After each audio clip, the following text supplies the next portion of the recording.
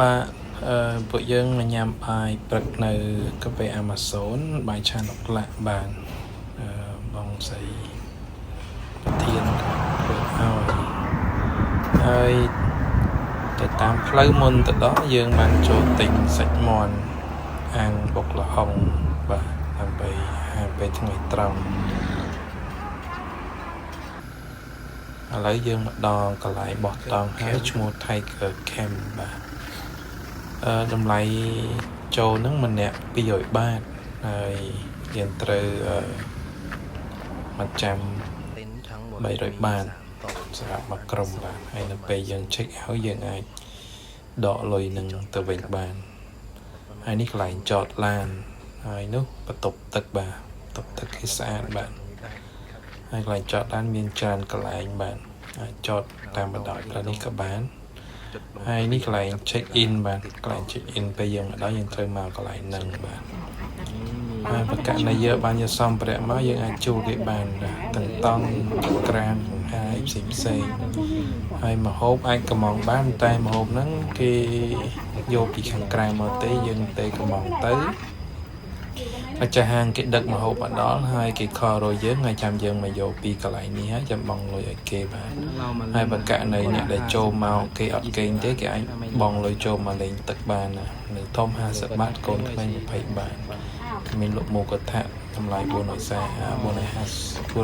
បាតហើយមានជួលជីម៉ូតូកង់4ហើយនឹងជីទូកាយ៉ាបានដូចគ្នាបាទហើយចំពោះភេសជ្ជៈយើងអាចទៅកំងបានដូចគ្នាអូខេហើយឥឡូវខ្ញុំនឹងនាំអ្នកទាំងអស់គ្នាមកមើលកន្លែងសូនបោះតង់បាទសូនកាំងពួកខ្ញុំបោះតង់នៅសូនកន្លែងក្រោមដើមឈើធំហ្នឹងហើយនៅឆ្ងាយមិនឆ្ងាយពីកន្លែងស្រះទឹកទេបាទចំណែកកន្លែងស្រះទឹកគេកក់ពេញអស់គេបោះតង់ពេញអស់ហើយអញ្ចឹងយើងក៏នោះតង់របស់ខ្ញុំបាទតង់ពណ៌ខៀវធំហ្នឹងបាទឥឡូវខ្ញុំនាំអ្នកទាំងអស់គ្នាទៅមើលកន្លែងមាត់ស្រះទឹកបាទនៅម្ដុំនេះមានគេបោះតង់ច្រើនដែរបាទហើយអាកាសធាតុទីនេះគ្រាន់ត្រជាក់មិនត្រជាក់មកដោយសារនេះខែភ្លៀងបាទលេមណាបទីនេះដែរមកខែល្ងាបាទជាសប្បាយជាងនឹងបន្តិចបាទហើយកន្លែងនេះយើងអាចលេងទឹកបានបាទមានពងនឹងលេងទឹកស្រួលណាស់ឥឡូវធ្លាក់ភ្លៀងបដាហើយបាទអូខេ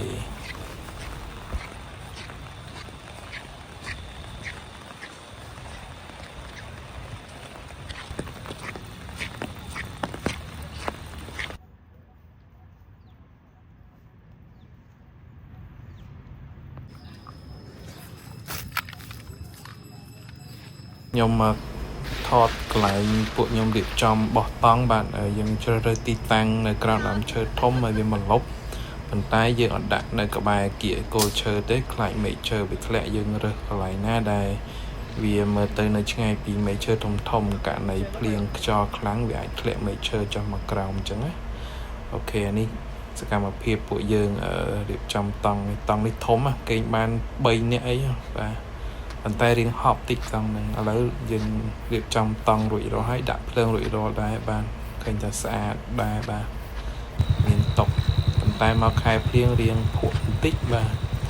ភក់ខ្លាំងតែម្ដងតង់ពេលហើយលាងឡើងហត់ហ្មងយកទៅកន្លែងស្រះទឹកលាងមានពួកតារាកំ pl ែងគេមកថត spot គេបាទឥឡូវភ្លៀងធ្លាក់ខ្លាំងមែនទែនតង់អង្គុយធ្វើសកម្មភាពផ្សេងបាទអូតង់អៀងតែទឹកឯងតង់អៀង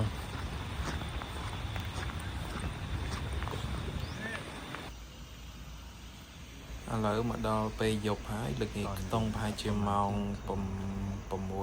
ល្ងាចបាទអានេះកន្លែងបន្ទប់ទឹកយើងមកមួយទឹកទាំងនេះលាងចានអីទៅនេះបានទាំងអស់បាទមានកម្មវិធីមួយដែរហើយយើងក៏កំងបហូបបាយមកញ៉ាំពេលយប់ហើយនឹងមុខកថាបាទមុខកថាមួយឈុត450 បាតញ៉ាំជុំគ្នាសប្បាយបាទឆ្ងាញ់ហ្នឹងឥឡូវពេលព្រឹកនេះយើងរៀបចំធ្វើម្ហូបញ៉ាំខ្លួនឯងបាទមានអីទេមានតែមី ហើយ ហើយនឹងសាច់គោសពីយប់យើងខ្លះសេទុកទៅហើយនឹងប្រហិតបាទប្រហិតគោនេះយកពីស្រុកខ្មែរមកឆ្ងាញ់បាទហើយមានបន្លែតិចតួចដាក់លេខគ្នាមួយយ៉ាងនេះห้องน้ำតុកទឹកខ្ញុំនាំអ្នកនរគ្នាមកមើលបន្ទប់ទឹកមួយទឹកបាទមានទឹកក្តៅទៀតបាទស្រួលទឹកស្អាតបាទ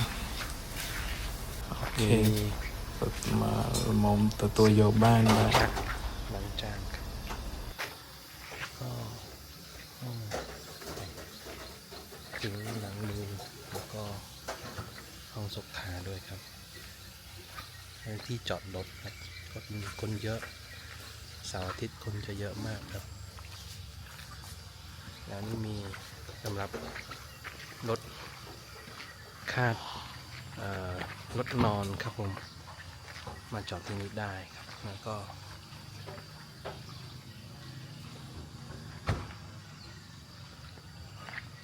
นอนครับ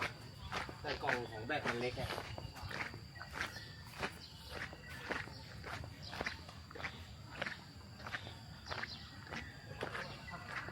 ឥឡូវនេះសកម្មភាពរើតង់បាទអូដល់កនឹងដោះអាវហ្មងខ្ញុំ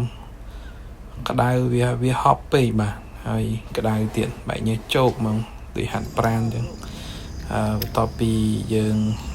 រៀបចំតង់អីឲ្យដាក់ចូលឡានហើយយើងក៏មកលេងទឹកបាទអូទឹកនេះត្រជាក់ស្រួលមែនតែទឹកវាហូរហើយខ្ញុំណែនាំឲ្យពាក់កៅអៅចិត្តព្រោះទឹកគេក៏មិនសូវជាស្អាតប្រហែលនេះទឹកហូរមកពីណាពីណីក៏អត់ទាន់ដឹងតែត្រជាក់ស្រួលហើយកន្លែងពងលេងទឹកនេះសប្បាយបាទគេឲ្យពាក់ពងឲ្យទឹកព្រោះកន្លែងនោះវាជ្រៅបាទ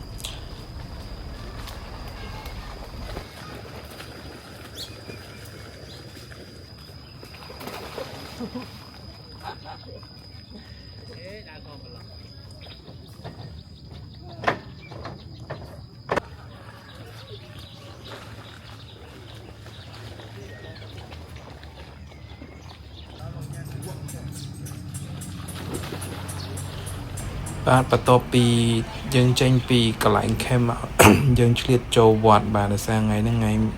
ពិសាខបូជាបាទមកវត្តអុជធូបបាទសំពះព្រះ